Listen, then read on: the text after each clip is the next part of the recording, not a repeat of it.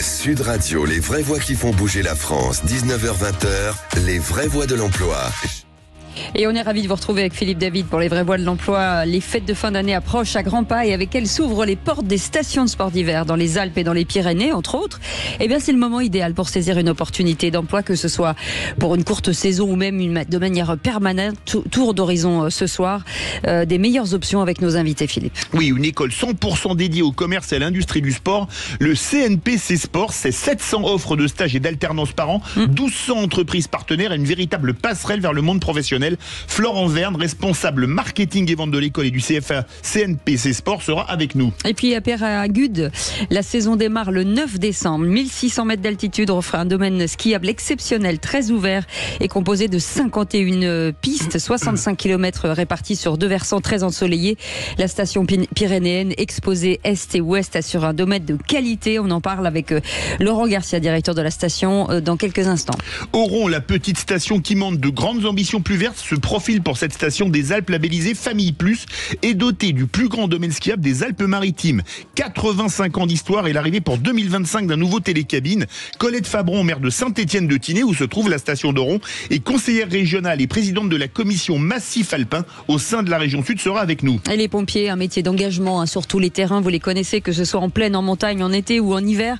Les pompiers sont les incontournables en matière de secours. L'année dernière, la Fédération des pompiers de France a déclenché une énorme campagne de recrutement, 50 000 volontaires attendus avant 2027. On en parle dans un instant avec Eric Brocardi, directeur de la communication de la Fédération des sapeurs-pompiers de France, et le lieutenant Franck Rimonteil qui sera avec nous, chef de centre à Voriaz.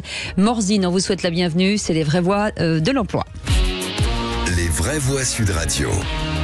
Et donc Laurent Garcia, directeur de la station de ski, non pas du tout, avec nous Florent Verne, pardon, responsable marketing et vente de l'école du CFA CNPC Sport. Bonsoir, merci d'être avec nous. Tous et merci. Alors on a découvert avec Philippe David un CFA finalement pour les métiers dédiés au commerce et à l'industrie du sport, ce qui est quand même assez fabuleux. Tout à fait, effectivement, ce CFA, donc le CNPC Sport, qui est né il y a maintenant 40 ans, donc une école historique, et qui est né en fait d'un besoin des professionnels du secteur, donc des marques et des magasins de sport qui sont rassemblés il y a 40 ans, en se disant, c'est un marché qui est en croissance, mais par contre on a un gros besoin en compétences sur des profils qui maîtrisent la distribution du sport, le pilotage d'activités commerciales et surtout les technologies des produits sport, d'où la création du CNPC Sport il y a 40 ans. Il y a 40 ans, c'est à la demande des marques, ce qui est surprenant. Vous avez 4 campus, Paris, Nantes, Grenoble et Pau, les 2 derniers étant proximité de la montagne oblige. Ce qui nous intéresse ce soir, quelle formation offre-t-il, en particulier pour les sports d'hiver? Et surtout à qui ça s'adresse? Oui. Alors, pour les sports d'hiver, on a des formations assez larges. Si on parle de l'actualité, c'est clairement les formations de vendeurs, vendeuses, techniciens ski, donc les fameux skiman ou skiwoman. On est vraiment à l'aube des ouvertures des stations. Et bien sûr, comme tous les ans... Les deux qu'on a ce soir, Peyragudes et Oron, ouvrent samedi. Tout à fait. C'est vraiment dans l'actualité. Et de ce fait-là, historiquement, donc les magasins qui louent et qui vendent des skis, des snowboards et des accessoires dédiés, recrutent des saisonniers pour faire tout ce qui est entretien, vente, réparation de ski et de snowboard. Et pour ça, il faut des compétences très spécifiques, d'un côté sur du commerce, on va dire opérationnel et animation commerciale, et d'autre, être en capacité de conseiller le bon produit, le bon ski, la bonne paire de chaussures en fonction du profil client. Et bien sûr, sans oublier l'entretien, les réparations de tous ces matériaux. Et aujourd'hui, ça veut dire que c'est ouvert à tous, jeunes et reconversion aussi possible? Oui, et de plus en plus. Nous, on observe depuis environ 5 ans, on va dire, une montée de l'âge minimum de la formation, de l'âge moyen, on va dire. Ouais. Donc aujourd'hui, dans les formations, quand vous poussez la porte de nos campus, dans la formation de vendeur technicien ski, vous allez retrouver une moyenne d'âge d'environ 25-26 ans, avec des profils qui ont des fois 19 ans et d'autres profils qui ont 40, 45, voire 50. On a aussi des personnes de 55 ans dans nos écoles. Les expertises, quand vous parlez de, forcément la vente, il y a quand même un instinct naturel. Après, effectivement, pour s'occuper des skis, sur le fartage, des choses comme ça, ce sont des choses qui s'apprennent.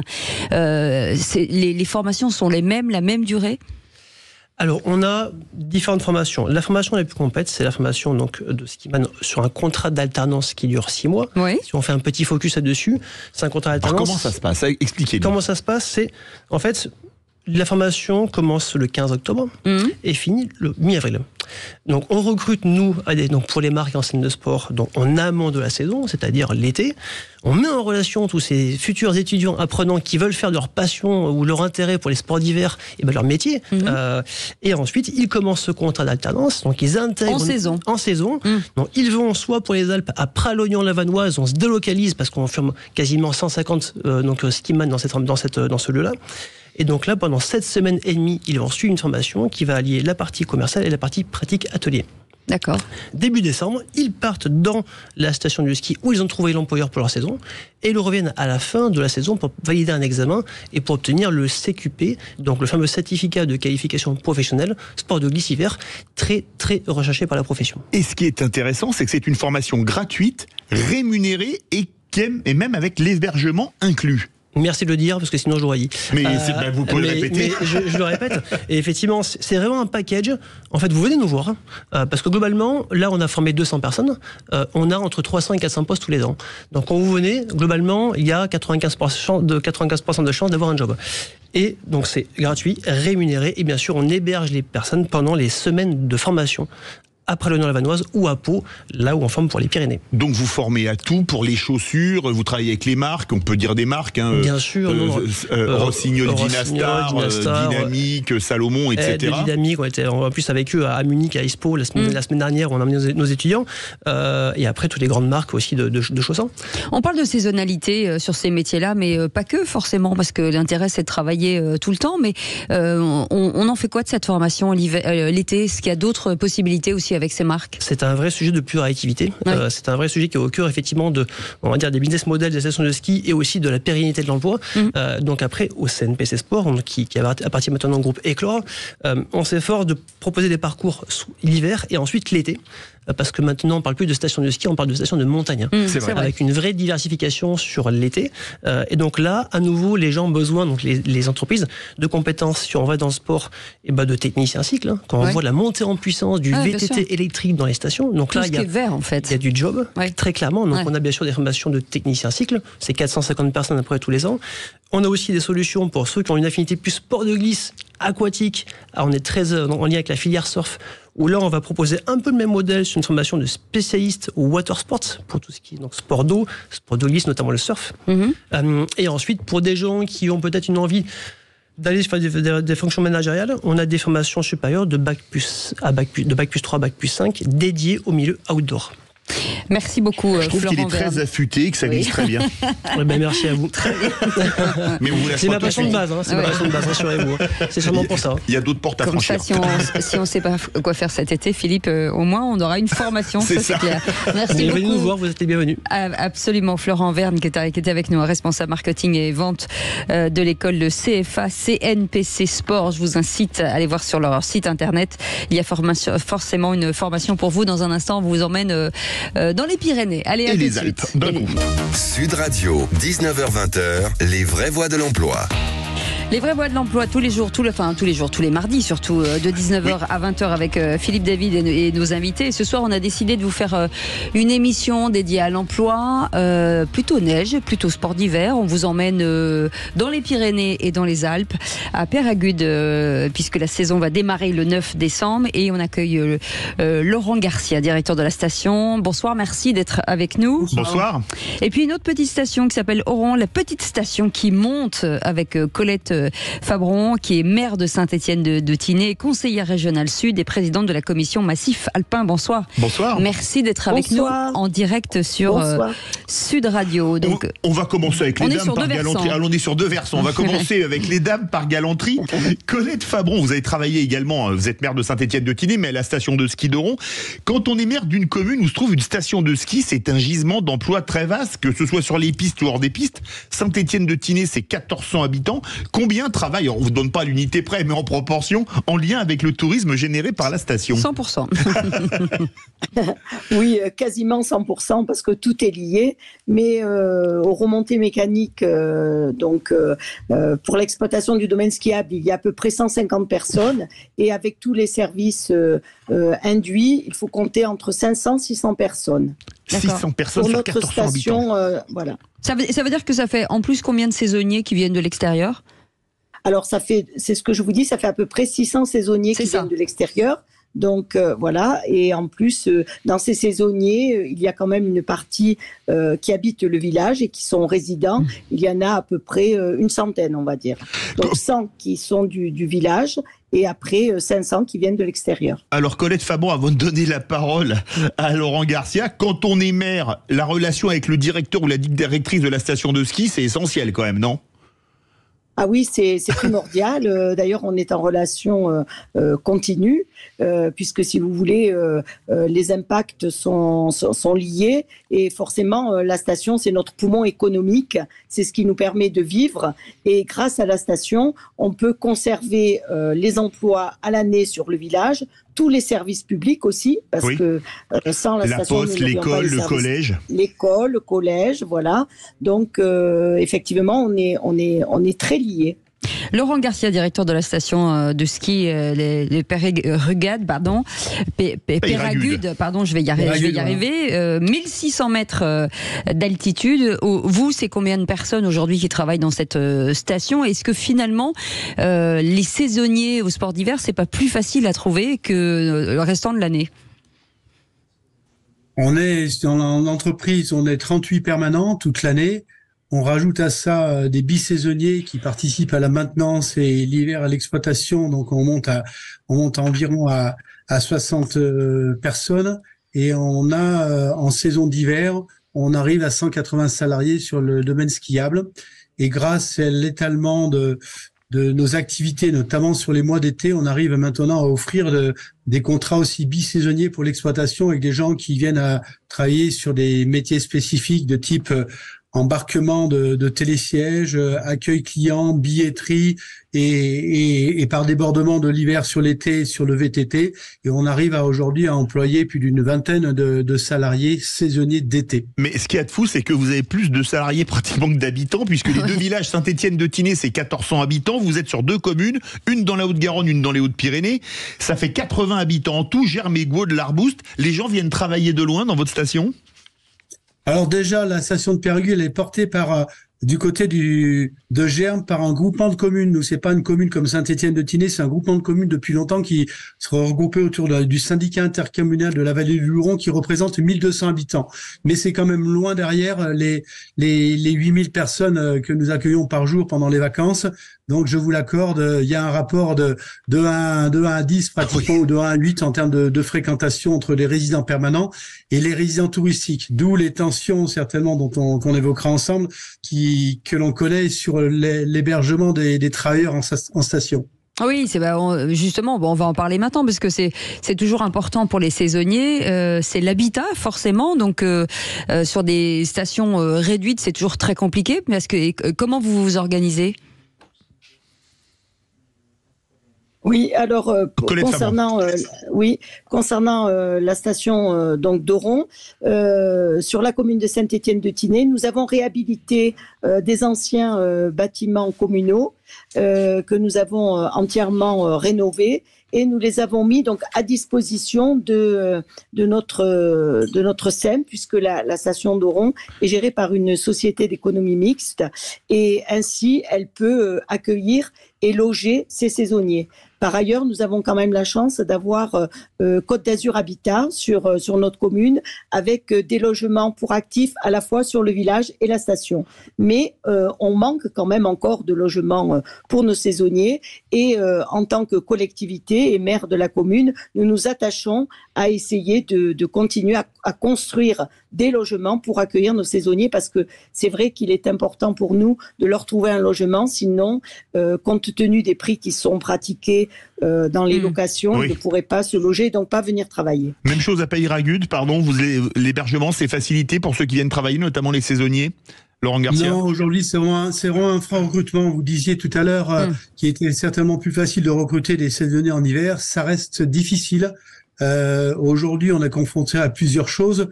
D'une part, depuis récemment un peu la période Covid, une trajectoire professionnelle qui se diversifie, en tout cas chez les jeunes, et on sent qu'il y a un engouement à multiplier les expériences et les personnes qui travaillent en station de montagne sont pas forcément enclins à faire de longues carrières comme on a pu connaître précédemment. on se heurte aussi à un dynamisme dans nos vallées et sur la station de Peyragudes du côté des tensions que vous m'entendez ou Oui, pas? oui, oui, vous bien entend sûr, très vous bien. entend très Sinon, bien. vous le direz. Excusez-moi. Je le voyais un peu différemment. Et donc, on est confronté à une forte attractivité touristique qui fait que le rendement locatif est intéressant pour les résidences secondaires et ça rend d'autant plus difficile le logement des saisonniers. Les élus l'entendent mais n'ont pas forcément la baguette magique pour pouvoir réagir.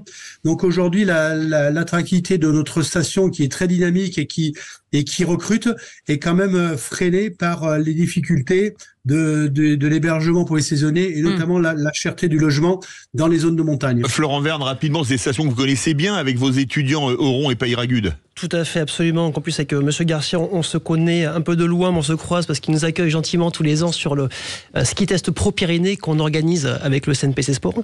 En tout cas, sur le plan du logement, c'est clairement un vrai souci identifié aussi auprès des recruteurs, donc des magasins de sport en station de montagne, des stations de ski, avec une prise de conscience, je pense, bien plus forte il y a environ 3 ans, notamment sur l'après-Covid, où là, très clairement, le métier a eu une grosse pénurie de saisonniers. Et donc là, on va dire le beau côté de ça, le bon côté, c'est que tout est fait, tout est mis en œuvre par les détaillants pour trouver des solutions de logement pour les saisonniers en station de ski. On voit une progression là-dessus. Eh bien, vous restez avec nous, on fait une petite pause, on revient dans quelques instants. On ne quitte pas les sommets alpins et pyrénéens, on revient dans un instant, c'est les vraies voies de l'emploi jusqu'à 20h, à tout de suite. Les vraies voies de l'emploi avec Philippe David, on est ensemble jusqu'à 20h avec nos invités, Philippe. Oui, nos invités, Colette Fabron, maire de Saint-Étienne-de-Tinée, où se trouve la magnifique station d'Oron, conseillère régionale sud et présidente de la commission Massif Alpin au sein de la région sud, et Laurent Garcia, directeur de la magnifique station de ski de Peyragudes, qui est à cheval sur les Hautes-Pyrénées et la Haute-Garonne, puisque c'est le regroupement de Peyresourde et des Agudes. On va parler des emplois dans vos stations en contact de la neige. Tiens, on va commencer avec Colette Fabron et puis on va voir aussi avec Laurent Garcia le nombre de postes. Moi, j'ai pris les postes. Il y a les skimen, les perchmen. Alors, c'est pas très français, mais tant pis. Les moniteurs de ski, l'accueil station, les ventes de forfaits, les pisteurs secouristes, les conducteurs d'engins de damage et les niveauculteurs. Il y a beaucoup de postes à pourvoir, Colette Fabron. Mais certains cumulent 2 postes, j'imagine. Oui, absolument. Il y a beaucoup de postes, beaucoup de métiers. Donc, c'est vrai qu'il y a une diversification de tous ces métiers et ça correspond à beaucoup de saisonniers à devoir employer. Et effectivement, souvent, ils ont une double activité, à savoir que donc l'hiver, ils sont par exemple conducteurs de remontée mécanique, donc perchman. Et ensuite, l'été, eh bien, ils vont sur nos domaines de VTT et ils entretiennent les sentiers de VTT. D'autres sont, par exemple, possèdent le diplôme de maître nageur et donc l'été vont travailler sur les plages. Et d'autres encore, les conducteurs d'engins de damage notamment, l'été travaillent dans des entreprises de travaux publics qui sont sur la commune aussi et sur toute la vallée de la Tinée. Donc c'est vrai qu'il y a une diversification de tous ces métiers et beaucoup d'emplois à la clé et quelquefois avec des difficultés de recrutement. Laurent Garcia, est-ce que finalement vos saisonniers reviennent d'année en année? Parce qu'on a l'impression que ce sont à chaque fois des familles où les choses ont carrément changé.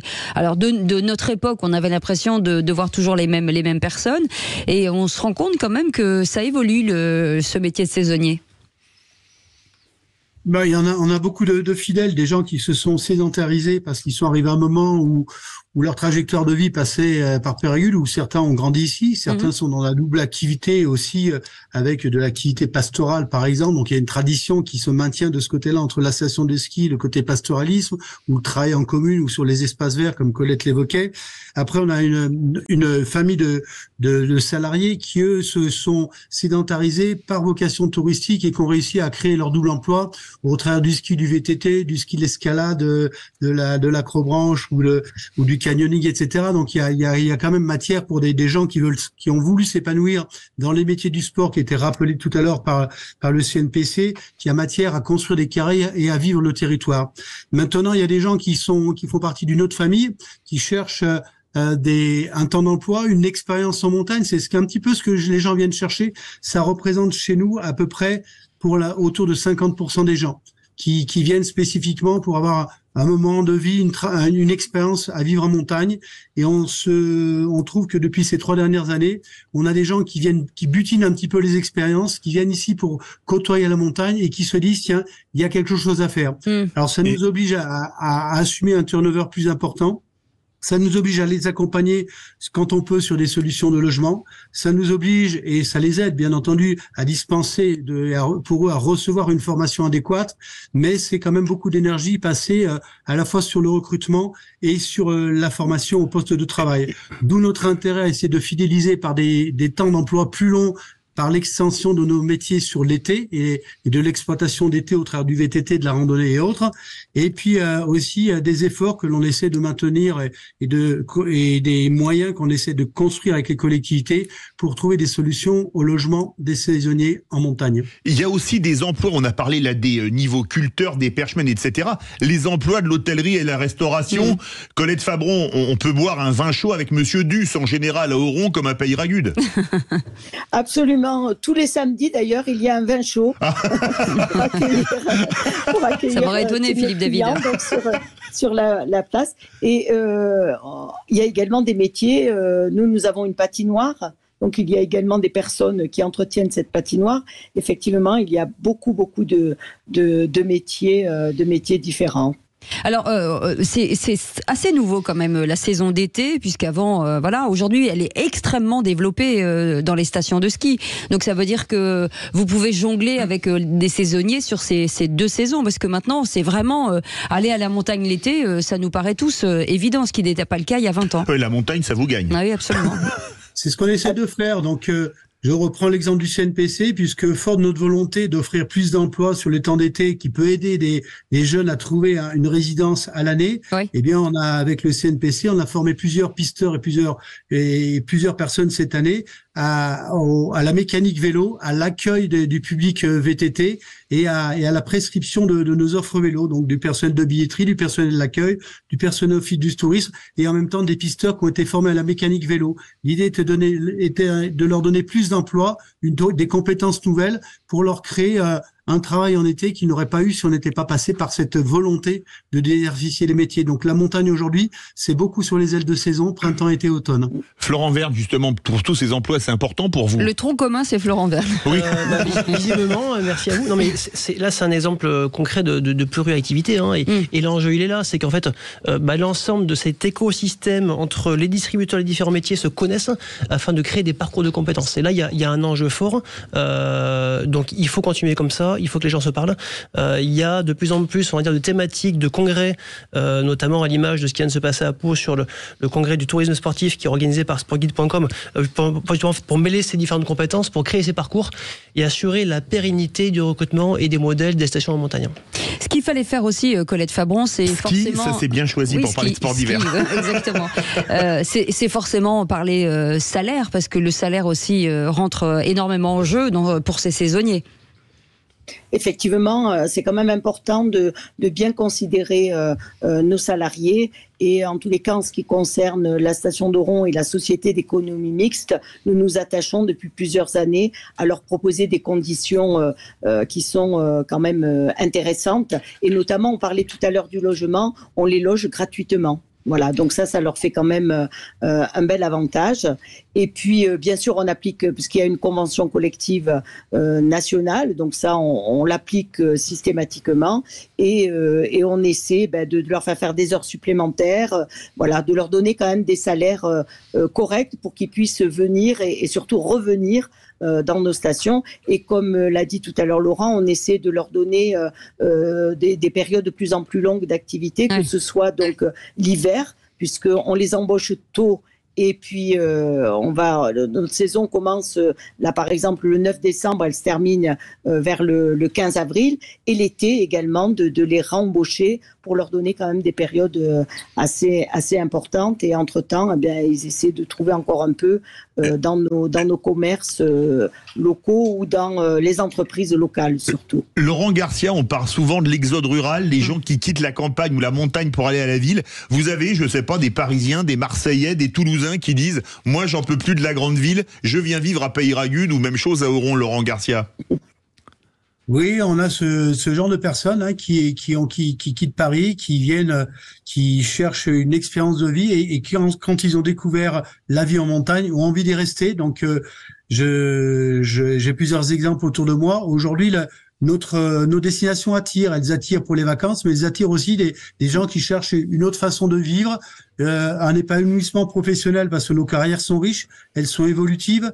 Les métiers passent effectivement du très technique à du très commercial, en passant par tous les métiers d'accueil. Donc, on a vraiment une diversité d'emplois qui permet, y compris à des personnes en couple, de trouver de la double activité. Et c'est souvent là que l'intérêt de nos stations est important pour de jeunes couples, de jeunes familles qui peuvent trouver ici le double emploi pour chacun des conjoints. Une question à tous les deux courte. Vous ouvrez tous les deux samedi prochain. Oui. Tout le meilleur pour la saison qui commence. Tous les postes sont pour vous. Il y a encore des postes à prendre. Colette Fabron. Non, sur Oron, tous les postes sont pourvus, à l'exception quand même un peu des agents de billetterie pour les week-ends et vacances scolaires, parce que nous renforçons donc le personnel week-end et vacances scolaires parce qu'on a une très grande affluence. Donc il nous reste encore quelques postes destinés souvent à des étudiants. Et vous, du côté de Peyragudes ? Sur tous les métiers techniques sont pourvus et on a encore quelques opportunités dans la restauration puisqu'on gère aussi quelques points de restauration sur piste. Attendez, vous avez pas reçu nos CV, on arrive. Et un dernier mot, Colette Fabron, les JO 2030, ça va venir du côté des Alpes puisque vous occupez du massif alpin à la région sud. Oui, absolument. On est très heureux de cette candidature française déjà, très fiers pour la France et également pour bien sûr les Alpes du Nord, mais aussi nos Alpes du Sud. Et en tant que conseillère régionale, je ne peux que me réjouir de cette mise en lumière de nos territoires et surtout de nos stations, stations des Alpes du Sud. Je vais vous livrer un scoop. Cécile de Ménimus m'a demandé qu'on postule pour la danse sur glace et j'ai dit oui, donc on viendra s'entraîner à la patinoire d'Oron. Absolument, voilà. Prenez des photos, ça va être génial. Merci beaucoup. Venez vous entraîner à la patinoire d'Oron pour ensuite les JO avec la patinoire qui aura lieu sur Nice, notre capitale azuréenne. 3024 plutôt, parce que là on ne sera pas prêt pour cette année. Merci beaucoup Colette Fabron, maire de Saint-Étienne de Tinée et conseillère régionale Sud et présidente de la commission Massif Alpin au sein de la région Sud. Et merci beaucoup. Laurent Garcia, directeur de la station de ski de Peyragudes. Et puis merci bien entendu Florent Vergne d'avoir été avec nous, responsable marketing et vente de l'école et du CFA CNPC Sport. Dans un instant on va vous parler des pompiers, de la sécurité. Oui, ce sont des métiers d'engagement. Oui, ils sont sur tous les terrains. On en parle dans un instant avec Éric Brocardi qui vient d'arriver. À tout de suite. Bienvenue dans les vraies voies de l'emploi avec Philippe David. On est ensemble jusqu'à 20h. Il y a quelques temps, vous parlez de CFA, il y a quelques instants, bien entendu. On vous parlait aussi de certaines stations de sport d'hiver et pas mal de métiers aussi. Et puis ce soir, on va vous parler du secours, parce que les pompiers, c'est très important que vous soyez en plaine ou quand vous soyez en montagne. Et pour en parler, Éric Brocardi est avec nous, directeur de la communication de la Fédération des sapeurs-pompiers de France. Bonsoir. Bonsoir, merci d'être avec nous. Et dans un instant, le lieutenant Franck Rémontaille sera avec nous, chef du centre Avoriaz-Morzine. Vous avez initié, il y a à peu près un petit peu plus d'un an, une énorme campagne de recrutement chez les pompiers. 50 000 personnes, en tout cas volontaires, sont attendues avant 2027. Aujourd'hui, où en est cette campagne ? La campagne a bien avancé. On était sur les routes du Tour de France tout cet été, justement pour promouvoir l'engagement citoyen. C'est vrai qu'on a reçu énormément de demandes, ne serait-ce que sur l'espace de 3 semaines de course sur le Tour de France. On a déjà reçu 150 candidatures qui ont été ventilées sur l'ensemble des départements. C'est pas rien, c'est que sur 3 semaines à la rencontre. Mais néanmoins, on a réussi à capter l'intention et l'attention, on va dire, de tout un chacun qui veut aujourd'hui susciter, on va dire, un engagement citoyen, qui veut souscrire un engagement citoyen au travers des 6000 casernes de France. Et ça, aujourd'hui, c'est extrêmement important. Et aujourd'hui, on est à l'aube d'une saison touristique hivernale qui va être assez intense au regard des chutes de neige. Et on comprend tout aussi bien, et au regard de ce qui se passe actuellement à Guillestre, et je pense à mes collègues qui sont actuellement engagés dans ces massifs fortement touchés par les intempéries, pour dire qu'effectivement, au quotidien, on a besoin de ces hommes et des femmes. Et vous voyez que même dans les coins les plus reculés de France, on en a besoin, et c'est là on en a surtout besoin. Et vous êtes là surtout. Absolument. Ouais. Est-ce qu'il y a une formation, vous connaissez bien la montagne, vous êtes originaire de Nice, connaissiez la station d'Oron, on en parlait tout à l'heure. Il y a une formation spécifique pour être pompier de montagne, comme il y a les PGHM et les CRS de montagne? Alors vous avez effectivement une spécialité chez les sapeurs-pompiers, qui est le groupe Montagne Sapeurs-Pompiers, qui juste permet justement d'aller, on va dire, d'être engagé dans des secours très particuliers avec justement le milieu montagnard assez prononcé. Ne serait-ce que dans les Alpes-Maritimes ou justement, ne serait-ce qu'aussi dans les départements comme l'Ain qui sont toujours impactés, on va dire, par des accidents ou tout simplement du secours à personne dans le milieu montagnard. Ça touche l'ensemble de cette spécialité, l'ensemble des départements de France. Pourquoi ? Parce qu'au travers de cette compétence qui est le secours en montagne, il y a aussi une compétence en termes de dextérité dans les milieux assez périlleux, les milieux assez complexes. Donc ça veut dire que cette spécialité chez les sapeurs-pompiers prévaloir, on va dire, une formation très particulière qui est nécessaire aujourd'hui dans les risques les plus, on va dire, les plus périlleux, comme on va l'expliquer, dans les risques montagnards. Ils sont en juxtaposition et en combinaison avec ce que vous avez évoqué à l'instant, c'est-à-dire le peloton de gendarmerie de haute montagne, qui permet justement aujourd'hui de secourir tout concitoyen dans des conditions parfois extrêmes, il faut le dire. Oui. Et que parfois les concitoyens ont cherché parce qu'il y a de l'imprudence, parce qu'aujourd'hui on est vraiment soumis à un risque à la haute montagne qui se veut de manière, on va dire, qui est souvent due à cause de maladresse, à des causes, on va dire, de manque de vigilance, à des manques, on va dire, de préparation, à des manques, on va dire, d'analyse de la montagne. D'anticipation. Et d'anticipation. Ouais, parce qu'aujourd'hui, c'est ça le risque. C'est comment essayer d'adapter son comportement face à un enjeu par rapport à son niveau de ski. Puisqu'on parle du ski aujourd'hui, ne serait-ce que d'aller dans du hors-piste aujourd'hui, ça demande un encadrement particulier, un équipement particulier, une connaissance de la montagne particulière. Une balise ARVA. Il ne s'agit pas aujourd'hui, effectivement, d'aller, comme on voit trop régulièrement à la télé, se dire, puisque lui le fait, je vais pouvoir y aller parce que surtout je avec connais les mon changements niveau. Climatiques, où exactement. Là, c'est un peu compliqué. Les risques d'avalanche sont là. Les enjeux de la montagne, vous les connaissez, ce sont des risques très particuliers dans les milieux hostiles qui sont parfois, on va dire, extrêmement isolés par rapport au cœur de la station de la haute montagne. Donc il est évident qu'aujourd'hui, que ce soit la gendarmerie, que ce soit les sapeurs-pompiers, on est là comme une chaîne de secours qui fonctionne, on va dire, de manière incroyable. Mais si on peut éviter justement que tout un chacun puisse prendre des risques quel qu'il soit, et inconsidéré, et parce qu'on n'analyse pas assez son niveau, ni les conditions de sécurité maximale, c'est, je pense, aujourd'hui le message à faire passer, parce que être vigilant en montagne, c'est s'assurer sa propre sécurité, et surtout celle des autres, parce que quand on déclenche une avalanche, elle peut parfois atteindre directement des skieurs qui, eux, avaient respecté les consignes de sécurité. Allez, direction le centre Avoriaz-Morzine avec le lieutenant Franck Rimonteil. Bonsoir, merci d'être avec nous. Bonsoir à tous, bonsoir Eric. Vous êtes chef de ce centre. Aujourd'hui, est-ce que, alors déjà sur le métier, sur le nombre finalement d'interventions, est-ce que les interventions ont augmenté aujourd'hui ? Alors, en règle générale, oui, en effet. En règle générale, sur le secteur de Morzine-Avoria, on a une montée significative tous les ans des interventions dues essentiellement à l'activité de montagne, qu'elle soit hivernale et estivale. On augmente à peu près de 10% chaque année des interventions. Lieutenant Rimonteil, une question. Comment ça se passe pour être pompier de montagne, comme l'a dit Éric Brocardi, il y a une formation spécifique probablement. C'est quoi? Guide de haute montagne, avoir un bon niveau de ski? Comment ça se passe? Non, alors pas forcément, parce que vous avez plusieurs échelons au niveau du secours. Nous, il y a les pompiers, le tronc commun du pompier qui fait les actions de secours à personne, incendie, d'intervention. Et là, c'est le cursus lambda que tout pompier a sur le territoire français. Et après, si vous voulez vous spécialiser dans une spécialité comme la montagne, en effet, là, il y a une formation spécifique où là, on va vous demander des capacités en ski, en maîtrise de corde, de choses comme ça. Mais là, vous entrez dans une unité spécialisée. Il arrive, Éric Brocardi, comme vous l'êtes d'ailleurs, vous êtes aussi moniteur et aussi pompier, forcément, que beaucoup de saisonniers puissent basculer de l'un à l'autre. En fait, c'est exactement, on va dire, la force du volontariat chez les sapeurs-pompiers. C'est comme ça a été évoqué à l'instant par mon collègue, c'est qu'aujourd'hui, on peut bénéficier des compétences des sapeurs-pompiers volontaires, qui aussi pour les sapeurs-pompiers professionnels, qui ont une activité particulière, une activité physique et sportive à côté, dans le milieu de la montagne.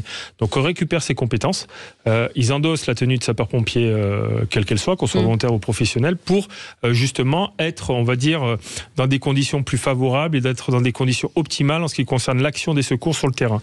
comme vient de l'évoquer mon collègue encore à l'instant, on est obligé de renforcer les centres de secours des montagnes parce que justement, il y a une fluctuation forte en termes touristiques et une affluence extrême aujourd'hui dans le milieu de la montagne, que ce soit aussi bien l'été comme l'hiver. Et donc, nécessairement, on a besoin de compétences derrière. Compétences de tronc commun pour assurer les gardes dans les centres de secours de haute montagne, mais aussi sur le terrain, ce que prévoit le schéma d'analyse et de couverture des risques de chaque département qui est signé par un préfet, d'avoir des équipes qui soient justement susceptibles de pouvoir intervenir. Et ces sapeurs-pompiers qui viennent en plus de ces renforts de garde permettent justement, au regard des compétences qu'ils ont, justement par rapport à leur niveau de montagnard, à leur niveau de skieur, à leur niveau, on va dire, de grimpe ou d'escalade, de pouvoir permettre de pouvoir agir avec les autres secouristes que sont le peloton de gendarmerie de haute montagne, de pouvoir justement porter secours à ce moment-là. Et une fois que la victime est récupérée, le relais est fait justement au niveau de l'ensemble des sapeurs-pompiers qui arment les centres de secours des villes et des villages de haute montagne pour pouvoir les acheminer en général vers le centre hospitalier le plus proche. Il ne faut pas oublier aussi toute cette mécanique des moyens héliportés de la sécurité civile qui viennent récupérer les gens qui sont isolés en plein cœur de la montagne parce qu'ils ont effectué un hors-piste et qui malheureusement s'est mal déroulé pour eux et donc nécessairement nécessite un moyen conséquent. Mais ça ne peut se faire qu'effectivement avec les pisteurs qui sont sur place, ça a été évoqué notamment un peu plus tôt, où justement eux aussi sont au plus près des populations pour assurer et garantir la sécurité de tout le monde sur les pistes de ski. Merci beaucoup Éric Brocardier d'avoir été avec nous, directeur de la communication de la Fédération des sapeurs-pompiers de France. Et merci beaucoup au lieutenant Franck Rimonteil, chef du centre Avoriaz Morzine. On passera vous faire un petit coucou dans les hauteurs. Merci en tout cas et bravo pour tout ce travail de nos amis pompiers. Vous restez avec nous sur Sud Radio. Nous on se retrouve demain soir, pas demain matin. Soir, 17h aussi, nous pour la préparation de l'émission. Oui, mais bien sûr. Demain 17h tout de suite, Sud Radio à votre service. Et ensuite les essentiels de Sud Radio à demain 17h et merci à notre formidable équipe qu'on embrasse très fort. Salut, à demain.